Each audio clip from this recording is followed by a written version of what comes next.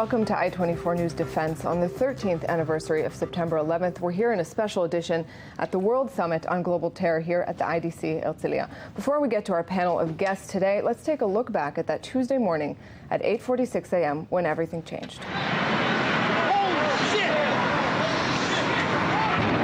The 21st century, as we know it, began here on September 11, 2001. The hijacked planes, which crashed the World Trade Center in New York, caused the horrifying death of nearly 3,000 people. The combined attack on the Pentagon, alongside the dramatic collapse of the buildings, which epitomized U.S. global domination, was too much to bear on live television. U.S. President George W. Bush sent that day a clear message which set the stage for the war on terror. Make no mistake, the United States will hunt down and punish those responsible for these cowardly acts. Soon, Osama bin Laden, the founder of Al-Qaeda, which executed the attacks, was targeted. There's an old poster out west, as I recall, that said, "Wanted, dead or alive." Operation Enduring Freedom was in full effect less than a month after the 9/11 attacks. Its objective was to eliminate Al-Qaeda activity in Afghanistan and later led to overthrowing the Taliban's extremist rule. More than 2,000 U.S. soldiers were killed during the fighting in Afghanistan, as well as 10,000 militants. The war on terror was then ready to expand. Joining me now on our set is Mr. Dennis Monet, a former Assistant Commissioner of the Nassau Police Department in New York and part of the Homeland Security Task Force, STARCOM. Mr. Monet, thanks very much for being with me. Thank you. So I want to start with you with the actual day, because you were part of the Coast Guard on that day. Can you tell me a little bit about your experience, first of all, on September 11th? Well, I was home that morning reading the papers when the news broke, and unfortunately we all got to see firsthand on live television the attacks. I got a call later that day from the Coast Guard. I've been with the Coast Guard Auxiliary for 20 years on Long Island, and we were asked to deploy to New York City. And in the next 8 or 9 days, I had the honor and privilege of being with Admiral Kinghorn, who was in charge of the Atlantic Fleet, who had gotten into New York, and we spent the whole rest of the week throughout New York Harbor. Got to watch unfold the security plan to secure the city. On the security plans, this obviously the event came as such a shock, just turned the United States upside down. How was the development of the security plan? Was it a sort of ad hoc planning after this event happened? Did it work quite smoothly? I believe it worked very smoothly. The New York City Police Department, Suffolk County Police Department, my department, Nassau County, the State Police, and on the other side of the river is New Jersey. So you have the Jersey State Police and local departments. What I saw was a very rapid local, state, and federal collaboration to really get up and running at an incredible speed. They were, not that we were prepared for the attack, but they were prepared to respond to the attack, and it was done flawlessly. I'm sure in the chaos of that day, there's a lot, although the images are so well known to everybody, that there's a lot that happened that maybe the average American didn't know.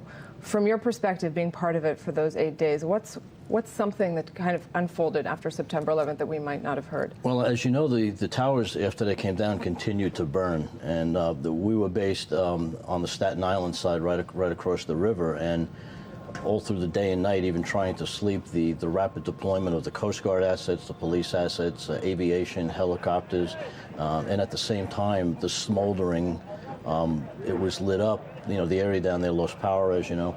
The area was lit up by the fire and the rescue effort. So, although it happened on the 11th, it really played out over those next days. It wasn't like the fire was put out and now it was a cleanup effort.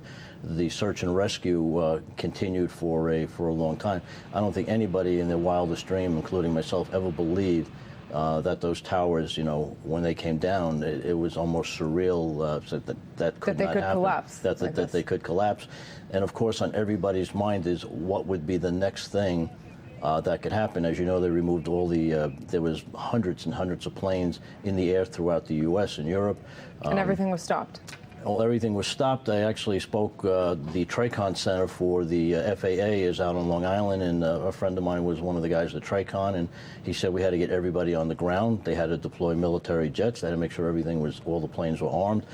The side story is so many planes coming back to the U.S. were diverted to Gander, Newfoundland, where the folks there took Which I think a lot of people don't know, actually. Yeah, and a very, really heartwarming story came out of that. The people of Gander, Newfoundland, took in Americans and passengers from all over the world into their homes to let them use their facilities and feed them and let them sleep there, because it's not a place that has tons of hotel rooms, right.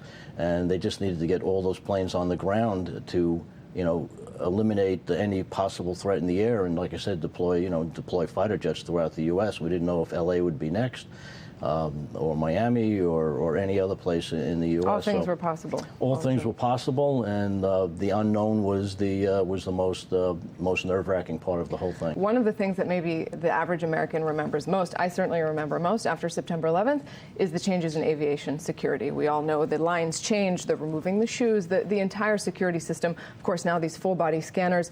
You're somewhat of an expert in aviation security as well. Have we become safer in the skies since then? Well, we have, and I'll tell you what happened to me coming here from JFK, which threw me a real curve, but I got red flagged at the gate, which meant that I had to go for a special security clearance. And well, with such a resume on terror, and probably. Well, that and what red flagged it is that I've been to Israel 8 times to ICT, and I actually had my ICT bag that says International Institute for Counter-Terrorism, and the folks were very good, and they were a little bit apologetic, and I said, this is what I do. I said, I am thrilled that you're doing it.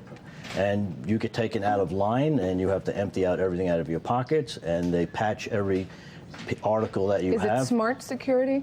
I think it is. There was no, we know that you did counterterrorism, so just go ahead through. This is, you got stopped, you have to go through just like everybody else. And the young folks, and they were younger folks compared to me that had to conduct it, were somewhat, I guess, shocked or whatever. He said, take that out of your pocket, and my shield was in my pocket, and he goes, oh my God. He said, I don't know why you're stopped. And I said, this is part of what you guys do. I says, and I fully support it. And Americans, as you know, really don't have a problem with it. We had less of a problem with it as Americans and as travelers right after that. What happens is the longer we get away from 9/11, it starts to become a little bit of annoyance to people. Right, a nuisance instead of a palpable threat. Right, and then if something happens, the shoe bomber, the underwear bomber, then people restart it and reboot it in their brain and say, no, we have to do this. But it's done very professionally in the United States. I've been to Florida and to Washington, and of course it's done to the ultimate at Ben Gurion Airport here here in Israel. A whole nother level of security for many who come here. It's often surprising. I want to ask you one last question going back, because we are, of course, in special edition, both for this conference and for the anniversary of September 11th. Is there a single moment or image that has stayed with you since that day? I think sitting across the harbor at the Coast Guard station, we had to come in to refuel and eat, and as the sun set and the dusk, to still watch that the towers were still burning and smoking for days and days after the initial thing. It's like it didn't end. And of course, watching it on television, then the search and rescue teams, the use of the dogs between the New York City EMS and fire departments and construction workers that were able to use the high-end torches to cut through the metal. So what I do remember and stays in my mind all the time is that it continued for a long time after that. And there was another workshop here where we discussed the advantages of the media to the terrorists, and that image of the planes crashing into those two towers. The ultimate terror propaganda tool.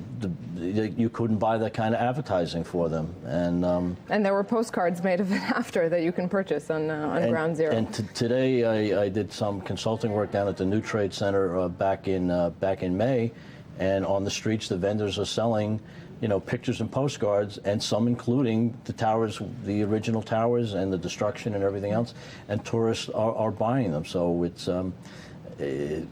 part of business, I guess, but it it's certainly definitely a doesn't. big part of propaganda. It certainly doesn't help the West or help democracy. It only helps the terrorists in saying, look at all the play that we're getting out of this. So with the Islamic State now, I think that's a very important point to mention and to end on. Mr. Dennis Monnet, thank you very, very much for being with me. Thank you. And joining me now on set is Professor Benoit Morel, Associate Professor of Engineering and Public Policy at Carnegie Mellon University. Thank you very much for being with us. My pleasure. So I understand you cover a lot of different things: international security, arms control, cybersecurity. Before we get to that, because we are in an edition for the anniversary of September 11th, do you remember where you were on that day? Yes, I was preparing a seminar for the next day, and I changed the subject of my seminar to make it on the subject of the response of September 11. In fact, that seminar had a reasonably huge impact on Carnegie Mellon. I repeated it in several places because I was supposed to be one of the experts on the subject, although it doesn't mean very much. And I can say I was the only one in the room who knew that day who was Osama bin Laden. Since then, things have changed, you see. That's what I wanted to ask you about. That's incredible to think that there was a time where this kind of threat and the name Osama bin Laden was completely foreign to the average American, to perhaps the average European. 13 years after Al-Qaeda and September 11th, now we have the Islamic State. How has the threat of terror evolved since then in your eyes? Well, I make you judge as much as I am. It has evolved a lot. It happens the threat has evolved also under the influence of the response of the American. There's no question that had the Iraqi war not taken place, things ISIS would not exist today. Had the response of Obama being more active, the whole form of the things will be different. So the terrorists by themselves drive a bit the change, but they are very much influenced by the rest of the world. And today we're in a world which is really so significantly different. It is difficult to, in a nutshell, like that, say how much. Look at it from Israel. You are surrounded by a different place now. I want to ask you then about the sort of big picture, because you mentioned the sort of what-ifs about Iraq. After September 11th, we had a lot of criticism saying that the U.S. in fact helped arm al-Qaeda back in the 80s, and now it was coming and backfiring against them. Now it's perhaps one of the most relevant times you could imagine when, again, you have a coalition forming, debate on who to arm and who to fight against in Syria. Is the U.S. and NATO and everybody else that may be part of this coalition at risk of creating the same thing 10 years from now? That is a $10,000 question. So you have a bit more than $10,000, let's face it. It's a problem because the reason why Al-Qaeda, as you say, was helped a bit by the United States is part of a complicated equation against Soviet Union. So then, because Al-Qaeda then was supporting what it was not called really totally Al-Qaeda, were not as visible, the Mujahideen, those who... But then it turns out that it backfired somehow against the United States eventually. Now the Qatar and, for example, the countries like Qatar or Turkey have funded some movement. They may come to harm them and eventually. I'm not so sure Qatar will be against the coalition when if it comes to fight ISIS, even if ISIS has technically probably benefited from there. So are we planting the seeds, as you suggest, of another kind of trouble 10 years down the road? I simply don't know. Because you see, I don't know. What I know is we do not analyze well enough in the future. There's something to be said. You think there's not enough long-term planning? Absolutely, because you don't anticipate. Because the mechanism by which Al-Qaeda became what it became against us was seriously invisible at the time of the Afghanistan problem with the Soviet Union.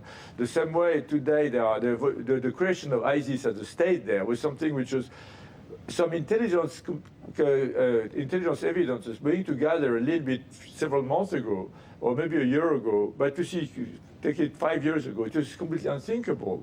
As the coalition is trying to form this coalition and to figure out that vision, how would you compare 13 years ago on this day, we had Osama bin Laden and Al-Qaeda. Now we have ISIS, or the Islamic State, and al-Baghdadi. How would you compare the two? Well, the comparison is difficult, but you can see the resilience of a movement like Al-Qaeda. Because after 9/11, the United States put all its resources to try to get rid of that movement, and it did not succeed. And I don't think we spend enough time to think what is the source of the strength and resilience of those movements. They represent more than themselves only. But admittedly, there were resources that Osama bin Laden provided himself, in a sense. But there is also human reality. There are guys who, for a variety of reasons, accept to risk their life and sacrifice their lives that way, and maintain a life to the whole thing. Now, there is also I think the Iraqi war had an impact. The Iraqi war is this kind of forceful, very brutal almost invasion by the United States. You see, the Americans don't look at it as brutal. But did it fuel the fire? Yes, I think it did have a stronger psychological effect on the Arabs there. And it was, the Americans were not that good at being very clever at making their way to the Sunni, Shiite kind of complicated there. They wanted to, in a way which now look back, we look now as naive, try to establish a democracy in a place which was not ready for that at all. And I think they created conditions, a lot of conditions of what we see today. Yeah. I think it's an important point to end on, the need for long-term thinking and to look at the root and not just at the threat itself. Professor Benoit Morel, thank you very much. Thank you very much, yes. Thanks very much. Stay tuned for more of this special edition. We're going out just for a short break and an update from our news desk, and we'll be back. Don't go anywhere.